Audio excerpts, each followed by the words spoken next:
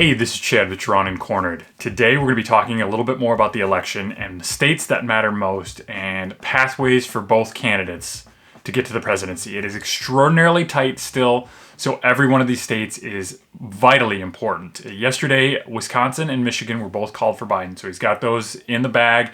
There are going to be lawsuits, there's going to be recounts, but essentially right now, those are Biden's states. What's still outstanding is Nevada, Arizona, North Carolina, Georgia, and Pennsylvania. Now, if Biden can grab Arizona and Nevada, if both of those come in, which possibly could happen today, it's over. He's got it. It's done. Pennsylvania, Georgia, and North Carolina don't have to come in either way. It's over. But if Trump can steal one of those, if Trump can take Nevada or Arizona, and then also get Pennsylvania, it seems as though North Carolina is sort of hanging in Trump's category. It has not been called, but we'll see where it is. Now, what got really interesting last night is that Arizona was called very, very early by Fox News for Biden, and the AP called it for Biden just recently. Nate Silver from 538, the website that deals with just tons of crunching numbers and everything along those lines. No fan of Trump's, by the way, Nate Silver. He came out last night and told the AP, you got to pull that back.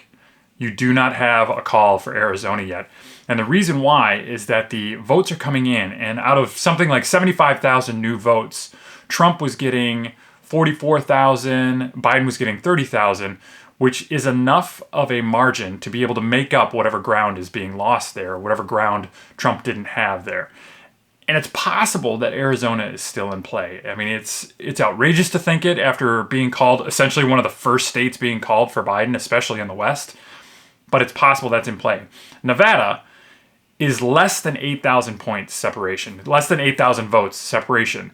Nevada shut down last night, stopped their counting, went home and took a nap, which is just outrageous when you think about a national election that everybody's paying attention to like this. But Nevada shut down their vote count. They will be picking up again today. It's possible that they'll get through everything today and we'll have an actual idea of where that's going. If those happen, if Trump takes either one of those, which is vitally important, he has to take one of the two of those.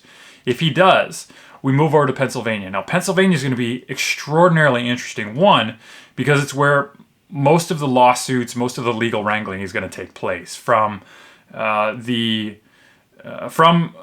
Pennsylvania going earlier before the election and saying that we're going to allow ballots to come in 3 days later and smudges of postmarks and the 2-envelope thing.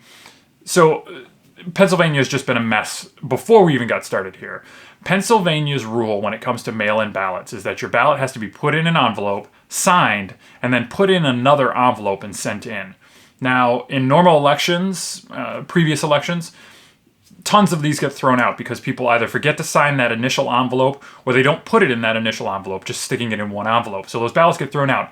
Normally it's not an issue because the margins are wide enough that it doesn't really matter to throw out a couple of thousand here and there. This election is different. This election, it could be vitally important whether or not those are counted or thrown out. And I can see both sides of this. I mean, on the left side, obviously, it's still a ballot. It's a recognized ballot. We know that they filled it out. They just forgot to put an envelope on it, or they forgot to sign it.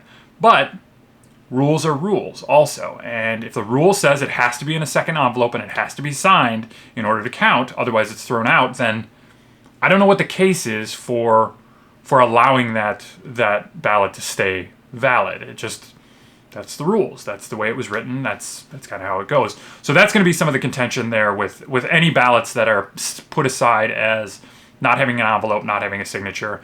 There was another county in Pennsylvania that was calling people up that had one of these problems with their ballots, their mail-in ballots, and allowing them to come in and either sign that envelope or put a secondary envelope on it, sort of mitigating any of those errors. But I don't know that that's written in the rules either, or whether or not it should be written in the rules. And that's going to be more legal wrangling that you go through.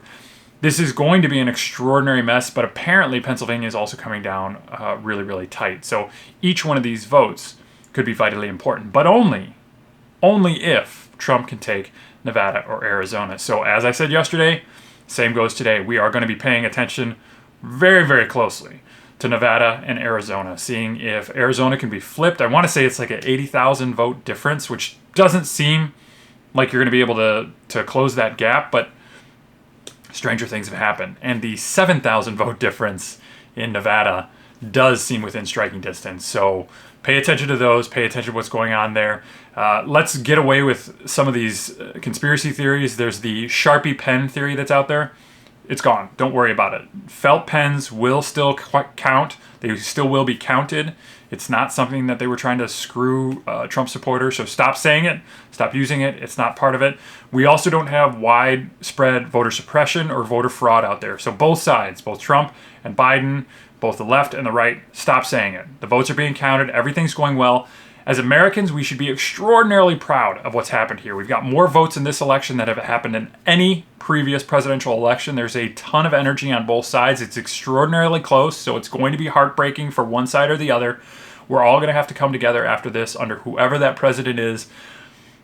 But it's a good system. It's working. It's working well. It's working slowly, which I think we're all okay with to some degree because we want it to be proper.